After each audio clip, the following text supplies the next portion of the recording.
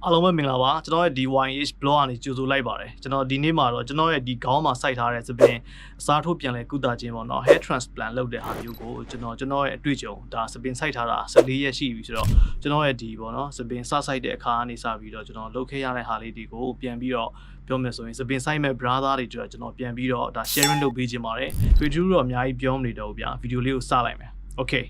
let's go ဆိုတော့ကျွန်တော်တို့ကဒီသပင်စပြီးစိုက်မယ်ဆိုရင်စာလုံးကြီးစပေါ့နော်သပင်စပြီးစိုက်မယ်ဆိုရင်ဘာလုပ်ရမလဲဆိုရင်ကျွန်တော်တို့ကအရင်ဦးဆုံးကျွန်တော်တို့သပင်စိုက်မယ်စီကန်းမှာဆရာဝန်နဲ့တွားပြီးတော့တိုင်ပင်ရမှာဖြစ်ပါတယ်ဆိုတဲ့အခါကျတော့ဆရာဝန်နဲ့တိုင်ပင်တဲ့အခါကျရင်ဆရာဝန်ကကျွန်တော်တို့ကိုဘာတွေအကြံပေးမယ်ဘာတွေ idea တွေပေးမလဲဆိုတော့ဆရာဝန်ကအခုကျွန်တော်တို့စပြီးတော့စီကန်းကိုဖုံးဆက်လိုက်ပြီးဆိုရင်ဒါမှမဟုတ်ရင်လည်းတွားပြီးတော့เนาะဆရာဝန်နဲ့တွေးလိုက်ပြီးဆိုရင်ကျွန်တော်တို့ကကျွန်တော်တို့ခေါင်းမှာရှိတဲ့ကျွတ်ထားတဲ့သပင်ရဲ့ area ကိုမူတည်ပြီးတော့ဆရာဝန်ကဘလောက်အပင်ကြီးစိုက်ရမယ်ငွေကြေးဘလောက်ကုန်ကြမယ်ဆိုတဲ့အရာတွေကိုဆရာဝန်ကအသေးစိတ်ရှင်းပြပေးမှာဖြစ်ပါတယ်ဆိုတဲ့အခါကျတော့ကျွန်တော်တို့ဒီစီကံတစ်ခုနဲ့တစ်ခုလည်းမတူသလိုနောက်ပြီးသွားရင်ကျွန်တော်တို့ဘယ်လိုပြောရမလဲဒီစာစိုက်မဲ့ပေါ့နော်သပင်စိုက်မဲ့လူတယောက်လည်းမတူကြဘူးနေတဲ့နေရာရင်မတူတဲ့အခါကျတော့တချို့ကကျတော့ online ကနေလှမ်းပြီးတော့ကျွန်တော်သပင်စိုက်ဖို့အတွက်ကိုပြောမယ်ဆိုရင်ဒါဗီဒီယိုကောဖြစ်ဖြစ်ပေါ့နော်ခေါ်ပြီးတော့ပြပြီးတော့ဆရာဝန်ရဆုံးဖြတ်တာလည်းရှိတယ်တချို့ကကြောင့်အဲ့လိုမဟုတ်ဘဲနဲ့ကိုစိုက်မဲ့မြို့မှာပဲစေကန်းရှိတယ်ဆိုရင်နီးစက်တဲ့အခါကျရင်ကျွန်တော်တို့ကတွားပြီးတော့စေကန်းမှာတွားပြီးတော့ဆရာဝန်နဲ့မျက်နှာချင်းဆိုင်ကြည့်ပြီးတော့ဆွေးနွေးလို့ရပါတယ်ဆိုတော့ပထမအဦးဆုံးစပြီးတော့ကျွန်တော်တို့ဒီသပင်စိုက်မယ်ဆိုရင်လုပ်ရမယ့် process ဖြစ်ပါတယ်ဆရာဝန်နဲ့စပြီးတော့တွေ့ပြီဆိုရင်ကျွန်တော်တို့ကဘာတွေပြောမလဲဆိုရင်ဆရာဝန်ကကျွန်တော်တို့ကိုအခုကျွတ်သွားတဲ့သပင်ကြီးကျွတ်သွားတဲ့နေရာကဘယ်လောက်ထိအပင်စိုက်ရမယ်ဘယ်လောက်ထိလိုအပ်တယ်ဆိုတာကိုဆရာဝန်ကကျွန်တော်တို့စပြီးတော့ပြောပြီးဖြစ်ပါတယ်အဲ့ကြရင်ကိုယ့်ရဲ့ budget ကိုယ့်ရဲ့ရှိတဲ့ငွေကြေးလေးနဲ့ကိုစုထားတဲ့ပတ်စံလေးနဲ့လည်းကျွန်တော်တို့ကချိန်စားလို့ရပြီဖြစ်ပါတယ်ဆိုတော့ဒါကျွန်တော်ရဲ့ခေါင်းဆိုရင်ဒါအပင်9200ပေါ့နော်ကျွန်တော်ကဘယ်နေရာကြီးသပင်ကျွတ်လဲဆိုရင်ဒီတစ်ချက်ရယ်နောက်ပြီးတော့ဒီအလဲလေးရယ်ပေါ့နော်ဆိုတဲ့အခါကျတော့ဆရာဝန်ကပြောမယ်ဆိုရင်ဒါကျွန်တော်အဲ့လောက်အပင်စိုက်မယ်ဆိုရင်ပေါ့နော်9000စိုက်မယ်ဆိုရင်ဒါ brother okay မယ်ဆိုပြီးတော့ဆရာဝန်ကကျွန်တော် recommend ပေးတယ်ပေါ့နော်ဆိုတဲ့အခါကျတော့ကျွန်တော်ဒီဆရာဝန်ရဲ့စိတ်တိုင်းကြပဲ okay ကျွန်တော်အစီအပြေလောက်မဲ့အနေထားမျိုးကျွန်တော်စိုက်လိုက်တာဖြစ်ပါတယ်ဆိုတော့သပင်စိုက်တာတော့ဟုတ်ပြီစပြီးတော့ကျွန်တော် sharing လုပ်ပေးမယ်ဟာစပြီပေါ့နော်သပင်စိုက်ကျွန်တော်တို့ဘယ်လိုဘာတွေလုပ်ရမလဲဆိုတာကိုပြောပြပါမယ်သပင်စိုက်ရင်ဘာတွေလုပ်ရမလဲဆိုတော့ကျွန်တော်ပထမဦးဆုံးသပင်စိုက်ဖို့အတွက်ကိုဆရာဝန်နဲ့တိုင်ပင်ပြီးပြီဆိုရင်နံပါတ်1အချက်ကကျွန်တော်တို့ဆေးစစ်ကမှာဖြစ်ပါတယ်ဒါကဘယ်ဆေးကမ်းမဆိုဒီဆေးစစ်တဲ့အလုပ်ကိုတော့စပြီးလုပ်ရမယ်ထင်ပါတယ်ဆိုတဲ့အခါကျတော့ကျွန်တော်တို့ကဆေးစစ်မယ်ယောဂရှိလားယောဂမရှိဘူးလားနောက်ပြီးတော့ကျွန်တော်တို့ကပြောမယ်ဆိုရင်ဘာတွေများပေါ့နော်ဒီ operation လုပ်တဲ့ခါကျရင်ဘယ်လောက်ထိခံနိုင်ရရှိလဲပေါ့မူတည်ပြီးတော့ကျွန်တော်တို့ပေါ်မှာမူတည်ပြီးတော့သူတို့ကလှုပ်ဆောင်အောင်မှာဖြစ်တဲ့အတွက်ကြောင့်ကျွန်တော်တို့ပထမဆုံးဆေးစစ်ကမှာဖြစ်ပါတယ်ကျွန်တော်သိရသလောက်တော့သူတို့ကHIV လို့ဘာလို့ရှိတယ်ဆိုရင်တော့လုံးဝအစာသပင်စိုက်ခြင်းကိုလုပ်လို့မရဘူးเนาะနောက်ထပ်ဘယ်လိုပြောရမလဲယောဂတွေရှိသေးတယ်เนาะကျွန်တော်ကအရေးကြီးတဲ့အချက်ကိုပဲကျွန်တော်မှတ်ထားလိုက်တာဆိုတော့အဲ့ဒါလေးရှိရင်တော့သပင်စိုက်လို့မရဘူးပေါ့เนาะဆေးစစ်ပြီးသွားပြီဆိုရင် online ရတော့မဟုတ်ဒါမှမဟုတ်ဆေးကန်းကိုတွားပေးရင်လည်းရပါတယ်အဲ့လိုဆိုရင်ဆရာဝန်ကကြည့်ပြီးတော့ကျွန်တော်တို့ဒါသပင်စိုက်လို့ရ၏အများဤကိုတခါတည်းပြောပြီးမှဖြစ်ပါတယ်ဆိုတော့စစ်စစ်လို့အောင်မြင်သွားပြီကျွန်တော်တို့သပင်စိုက်မယ်ဟေးဆိုရင်ဒါဆေးကန်းနဲ့ကျွန်တော်တို့ ਨੇ ပြောမယ်ဆိုရင်ဒါဟိုနားလည်မှုယူပြီးတော့เนาะဘယ်နေ့စိုက်မလဲဆိုတာမျိုးကိုကျွန်တော်တို့ကဆက်ပြီးလှုပ်ဆောင်အောင်မှာဖြစ်ပါတယ်ဆိုတော့ကျွန်တော်တို့ဟာသပင်မရှိတဲ့လူဖြစ်တဲ့အတွက်ကြောင့်သပင်ပေါက်ဖို့အတွက်ဂျားထဲမှာတချို့ကကျွန်တော်ဒီမီနိုစီဒီလို့ဘာလို့သပင်ပေါက်ဆေးတွေမျိုးစုံကိုတုံးနေတာမျိုးရှိတယ်ဗျာဆိုတဲ့အခါကျတော့အဲ့လိုတုံးနေဆိုရင်ကျွန်တော်တို့က3ရက်လောက်ကြိုပြီးတော့ပြောမယ်ဆိုရင်တစ်ပတ်3ရက်လောက်ကြိုပြီးတော့ကျွန်တော်တို့ကသပင်ပေါက်ဆေးလို့ဘာလို့ဒီအသုံးပြုနေတဲ့ဆေးတွေကိုဖြတ်ထားဖို့လိုအပ်တယ်ဆိုတော့အဲ့လာတွေဖြတ်ပြီးသွားပြီဆိုရင်သပင်စိုက်ဖို့အတွက်အဲ့နေ့ကိုရောက်ပြီဆိုရင်ကျွန်တော်တို့ကဘာလုပ်မလဲဆိုရင်ညပိုင်းအေးဘောကအိတ်ဖို့လိုတယ်မနေ့မိုးလင်းတဲ့အခါကျရင်လည်းဘယ်လိုပြောရမလဲအစာဝဝစားထားဖို့လိုတယ်ပေါ့နော်ဒီနေ့ကောင် operation လုပ်မှာဖြစ်တဲ့အတွက်ကြောင့်ကျွန်တော်တို့ကပြောမယ်ဆိုရင်အားရှိနေဖို့လည်းလိုတယ်ပေါ့နော်ပြီးရင်ဆရာဝန်ကကျွန်တော်တို့ကိုဆေးတိုက်မယ်ဆေးဘာဆေးလဲတော့ကျွန်တော်မသိပေမဲ့ဆေးတိုက်တယ်ဗျာအဲဆေးတိုက်ပြီးတော့ကျွန်တော်တို့စပြီးတော့ operation လုပ်ပြီးဖြစ်ပါတယ်အဲဒီ operation လုပ်ပြီးဆိုတဲ့အခါကျရင်ကျွန်တော်တို့ကပြောမယ်ဆိုရင်ဆရာဝန်ကနှုတ်ကမှာကျွန်တော်တို့ဒီသပင်အနောက်ပေါ့နော်အနောက်ကနေနှုတ်ရမှာဖြစ်တဲ့အတွက်ကြောင့်အနောက်ကနှုတ်မဲ့ area လေးကိုကျွန်တော်တို့ကမြင်းလေးတားတယ်ဆရာဝန်ကမြင်းလေးတားပြီးတော့ပြောမယ်ဆိုရင်အဲနှုတ်မဲ့ပတ်လေ area ကိုထုံသေးပတ်လေးပေးတယ်ပထမတော့ကျွန်တော်တို့ကဒီထုံသေးပေးတယ်ဆိုရင်စဉ်းစားတာတခုကဒါထုံသေးထိုးလိုက်မယ်ပေါ့နော်ထုံသေးထိုးပြီးသွားတဲ့အခါကျရင်ဒါစပြီးနှုတ်ပြီးထင်တာတကယ်တော့အဲ့လိုမဟုတ်ပါဘူးတီးထားစီးတားထားတဲ့ area ပတ်လေအကုန်လုံးကိုတို့ကပြောမယ်ဆိုရင်ထုံသေးပတ်လေလိုက်ပြီးထိုးမှာဖြစ်ပါတယ်ထုံသေးထိုးမယ်ထုံသေးထိုးတယ်ပြီးရင်ဘာဆေးတွေလည်းမသိဘူးဗျာထိုးသေးတယ်ကြမလားထိုးရင်နဲ့တဖြည်းဖြည်းနဲ့မနာတော့ဘူး ထုံစေးစပြီးထိုးတဲ့အချိန်လေးပဲစူးလဲနာတာပြီးရင်ထိုးရင်းနဲ့ကျွန်တော်တို့မနာတော့ဘူးပေါ့နော်ယောက်ျားလေးတယောက်အနေနဲ့တော့ခံနိုင်ရှိမယ်လို့ကျွန်တော်ထင်တယ်ကျွန်တော်လဲစပြီးတော့ထုံစေးပေးတဲ့ခါကျတော့ဒီ first impression ဆိုတော့ကျွန်တော်လည်းနည်းနည်းတော့ကြောက်တယ်ဗျာသိလားပြောရမယ်ဆိုရင်ဒါပေမဲ့ထိုးရင်းနဲ့နည်းနည်းအဆင်ပြေသွားတယ်ပေါ့နော်ပြီးတော့ပြောမယ်ဆိုရင်ခံနိုင်ရှိသွားတယ်ဗျာတဖြည်းဖြည်းနဲ့ထူသွားတဲ့ခါကျတော့အဲ့လိုဆိုရင်သပင်ကိုထုံစေးပေးပြီးသွားပြီဆိုရင်စပြီးတော့သပင်ဆက်ကလေးနဲ့သပင်ကိုဆွဲနှုတ်မယ်ကျွန်းတူးတယ်ပေါ့နော်ကျွန်းတူးပြီးသွားရင်နောက်ထပ်အဆရာဝန်တယောက်ကနှုတ်မယ်ပြီးရင်နောက်တစ်ယောက်ကကျတော့ဒါပြောမယ်ဆိုရင်အပင်ရီဖို့အတွက်ကိုသူတို့ပြောမယ်ဆိုရင်တော့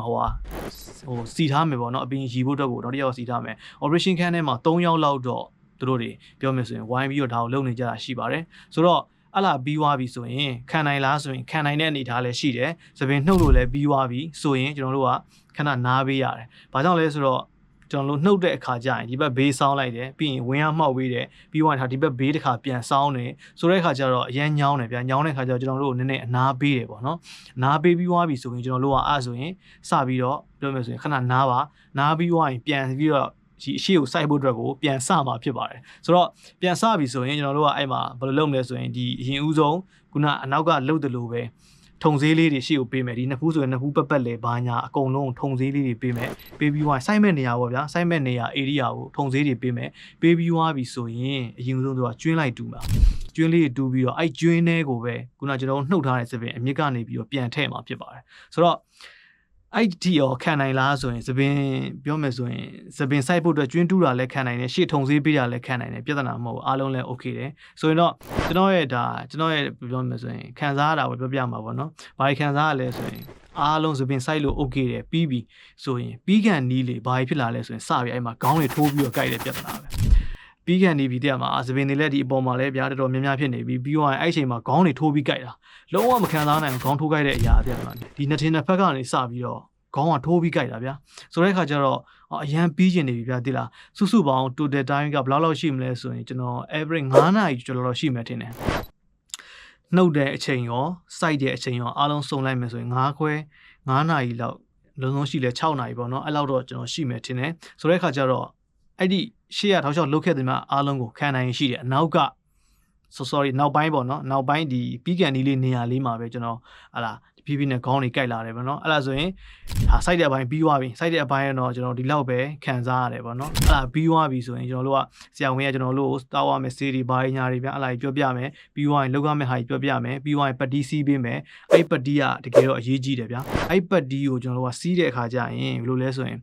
စပြီးတော့ဘယ်လိုပြောရမလဲသပင်စိုက်လိုက်ပြီဆိုတော့ပတ်တီးဒီညာစီးထားတဲ့အခါကျရင်ညကြောက်တော့ကျရင်ရောင်လာလိုက်မယ်တိလားအဲ့ပတ်တီးကကျွန်တော်တို့ပြီးရင်အိတ်တဲ့အခါကျရင်လည်းအရန်အရေးကြီးတယ်ပတ်တီးရဲ့ဒီနှုတ်ထားတဲ့အနောက်မှာတရားမှာသွေးတွေဗျာသွေးတွေထွက်နေမယ်ပြီးသွားရင်ထုံစည်းထိုးထားတဲ့အတွက်ကြောင့်ထုံစည်းအရည်တွေပြန်ထွက်မယ်ထုံစည်းအရည်တွေလားဒါမှမဟုတ်လူရဲ့တန်ငန်ရှိလားတော့ကျွန်တော်မသိဘူးပေါ့နော်ကျွန်တော်ကဟိုတယ်မှာအိတ်တာဆိုတော့ဘယ်လိုပြောရမလဲဆိုရင်အဲ့ဒီခေါင်းအုံပေးမှာဆိုလို့ကျွန်တော်မှာခေါင်းအုံနဲ့မအုံပါပဲနဲ့ဟိုတယ်မှာဒီစောင်လေးရှိတယ်ပေါ့နော်သူတို့ပေးထားတဲ့စောင်လေးအဲ့စောင်လေးကိုကျွန်တော်ဆရာဝန်ပေးထားတဲ့ကျွတ်အိတ်လေးခင်းပြီးသွားရင်နောက်ထပ်ပတ်တစ်ခုထပ်ခင်းပေါ့နော်နှစ်ခုလောက်ခင်းပြီးတော့ကျွန်တော်အိတ်ရတယ်ဆိုတော့မနေ့မိုးလင်းတော့ကြည့်လိုက်တော့အဲ့နောက်မှာသွေးတွေနည်းနည်းမဟုတ်တယ်မလားအဲ့ဒီခေါင်းအုံးရဲ့ပေါ့ကျွန်တော်အုံးနဲ့အဲ့ဆောင်ရဲ့အပေါ်မှာပေါ့နော်ဆိုတဲ့အခါကျတော့အဲ့လိုမျိုးခံစားရတယ်ဒါပေမဲ့ခေါင်းကိုက်တာတော့မရှိတော့ဘူးဆိုတော့အဲ့ဒီ1ရက်2ရက်3ရက်လောက်ကတော့နေ့တိုင်းလိုကျွန်တော်ထင်တယ်ပတ်တီးလဲပေးရမယ်ကျွန်တော်လည်းသွားပြီးလဲတယ်ဘာကြောင့်လဲဆိုတော့သွေးတွေရှိတော့ဗျာသိရမလားညစ်ပတ်ပြီးတော့ဟိုလိုဖြစ်နေတဲ့အခါကျတော့အဲ့လိုဖြစ်တယ်နောက်ပြီးသွားရင်သပင်စိုက်တဲ့အခါကျရင်ကျွန်တော်တို့အပြင်သွားရင်ပြောမှဆိုဒီတိုင်းစိုက်ပြီးတော့ဒီတိုင်းဆေးကန်းသွားကြမလို့အပေါ်ကနေဗျာအုပ်လေးရှိတယ်တိလားသူခွဲခန်းတွေမှာတုံးတဲ့ဟာမျိုးလေးအဲ့လားလေးကိုလည်းသူတို့ကပြီးတဲ့အခါကျရင်အဲ့လားလေးစွတ်ပြီးတော့ပြောမယ်ဆိုရင်အရေးကြီးတဲ့ဟာမျိုးပေါ့နော်ကိုဘယ်လိုပြောမလဲဆေးကန်းကိုသွားတာပဲဖြစ်တခြားနေရာသွားတာပဲဖြစ်အဲ့လားလေးကိုအသုံးပြုရတယ်3ရက်လောက်ကလုံးဝပတ်တီးလဲပေးရမှာပြီးရင်သူတို့ကဆေးကန်းရောက်တဲ့အခါကျရင်ပတ်တီးလဲပေးမယ်အနောက်ကအနာကိုဆေးထည့်ပေးမယ်ပြီးသွားတဲ့အခါကျရင်ပတ်တီးကဘယ်နှစ်ရက်လောက်စီးရမလဲဆိုရင်9ရက်လောက်စီးရတယ်ကျွန်တော်ဆိုရင်ဒါ10ရက်မြောက်နေမှပတ်တီးကိုဖြီးတာဆိုတော့ဂျားထဲမှာဘယ်လိုပြောရမလဲဆိုရင်အနောက်ကဟာပတ်တီးခွာတဲ့နေရာမှာနည်းနည်းနားတယ်ဆိုတာကျတော့ဒီအနောက်ကြီးကိုတက်လာသပင်နှုတ်ထားဖြစ်တဲ့အတွက်ကြောင့်ကျွန်တော်ပြီးရင်ဖိလဲအိတ်တာဖြစ်တဲ့ကြောင့်အနာကိုဖိထားတော့ဆေးတွေရောသွေးတွေရောဆိုတော့ပြန်ခွာရင်လေးတက်မှာအရန်နာတယ်အဲ့ကျရင်သူကနီလန်းလေးရှိတယ်ဘယ်လိုလုပ်ရလဲဆိုရင်ရေလေးစွတ်တယ်ဗျာရေလေးစွတ်ပြီးတော့လျှော့ပြီးခွာရတာပေါ့နော်ဒါဖြည်းဖြည်းချင်းလျှော့ပြီးခွာအဲ့ဒါဆိုရင်တော့နည်းနည်းနာတော့နာတယ်ဗျာဆက်ဖြင်းဖြစ်နေတဲ့မှာအနာကြီးကိုဆွဲခွာရဆိုတော့နာတယ်အဲ့လောက်နာခြင်းမူလေးတော့ရှိတယ်ဆိုတော့9ရက်လောက်နေသွားရင်တော့အဆင်ပြေတယ်ဒါပေမဲ့ကျွန်တော်ပြောရင်ဒါ9ရက်လောက်နေ ဒါပေမဲ့ပြောရင်9ရက်လောက်နေလို့ပြောတာဒါပေမဲ့အရန်ကြားထဲမှာခံစားခက်တဲ့နောက်တစ်ခုရှိတယ်အဲ့ဒါဘာလဲဆိုရင်အဲ့ကြားထဲမှာလုံးဝရားတာဗျာတိလားကျွန်တော်ဆိုရင်ဒါဒီနေ့ဆိုရင်ဒါ14ရက်ရှိပြီကျွန်တော်ဒီသပင်စိုက်ထားတာပေါ့နော်14ရက်ဆိုတဲ့ကြားထဲမှာအခုဒီနေ့အချိန်ထိပြောမယ်ဆိုရင်ဒါနည်းနည်းရားနေတုံးပဲဗျာတိလားရားနေတုံးပဲသပင်စိုက်ထားတဲ့နေရာတွေကပြောမယ်ဆိုရင်ဗျာကျွန်တော်အနာဖြစ်တဲ့အခါကျတော့ဘယ်ပြောမလဲဟိုပါပေါ့အနက်ဖေးတက်တာပေါ့သိရမလားအဲ့လိုဆိုတဲ့အခါကျတော့ရားနေတုံးပဲခုနကတော့သပင်စိုက်တို့ပြီးကန်ဒီအဲ့နေ့ကကြိုက်တဲ့ခေါင်းကြိုက်တာခံရတယ်နောက်ပြီးရင်အနက်ဖေးတက်လို့ရားတဲ့ဟာကိုခံရတယ်ဆိုတော့ဒါလိုရင်းတူရှင်ပြောရမယ်ဆိုရင်တော့အဲ့နှစ်ခုကကျွန်တော်တို့ဒါတော်တော်ခံစားခက်တယ်လို့ပြောလို့ရတယ်ပေါ့နော်ကျွန်တော်တော်တော်ခံခဲ့ရတယ်ဆိုတဲ့အခါကျတော့9ရက်မြောက်နေ့ကျရင်ပတ်တီးဖြီလို့ရပြီဒီကြားထဲမှာပတ်တီးကိုအိမ်မှာလဲရင်သတိထားမှာတခုရှိတယ်အဲ့ဒါဘာလဲဆိုရင်ကျွန်တော်တို့ပတ်တီးကိုအကြာကြီးဘယ်လိုပြောရမလဲဖြီပြီးတော့တရားမှာစိမ့်ပြေလက်ပြင်းနဲ့အနောက်ကိုဆေးတွေပါထည့်ပြီးတော့လှုပ်တာနဲ့ရှိရင်မြန်မြန်ဆန်ဆန်လှုပ်ဖို့ရည်ကြီးတယ်အဲ့လိုမှမဟုတ်ဘူးဆိုရင်ဒီနှစ်ဖူးအပေါ်မှာရောင်နေရရှိတယ်တချို့ brother တွေစပင်စိုက်တဲ့အခါကျရင်ရောင်ပြီးတော့ဒီမျိုးလုံးကြီးပါရောင်ပြီးတော့ဒီဘက်ပါးတွေပါတယ်အကုန်လုံးရောင်လာတာရှိတယ်ဗျာသိလားဆိုတဲ့အခါကျတော့အဲ့ပတ်တီးကိုဖြီလိုက်တော့အချိန်အရန်ကြာသွားတော့ဒီအပေါ်ကရောင်နေတဲ့ဟာတွေကအောက်ကိုဆင်းလာပြီးတော့သူတို့ရောင်တာဖြစ်လိမ့်မယ်အဲကျွန်တော်ထင်တာပြောပြတာပေါ့နော်ဆရာဝန်ကလည်းကျွန်တော်အဲ့လိုပြောတယ်ဆိုတဲ့ခါကျတော့ကျွန်တော်ဆိုရင်ဒီနားလေးနည်းနည်းရောင်တယ်ဒါပေမဲ့အဲ့လောက်ထိမရောင်ဘူးဗျာတက်မှာဆိုတော့အဆင်ပြေသွားတယ်ဗျာသိလားရှေ့ရမြောင်းနေမနေ့ကျမှကျွန်တော်ဒါပတ်တီကိုဖြီလိုက်တယ်ဖြီပြီးတဲ့အခါကျတော့ပတ်တီစီးထားတဲ့ဘဝလေးကနေပြီးကျွန်တော်စပြီးတော့ကျွတ်လို့သွားပြီပေါ့နော်ဆိုတဲ့ခါကျတော့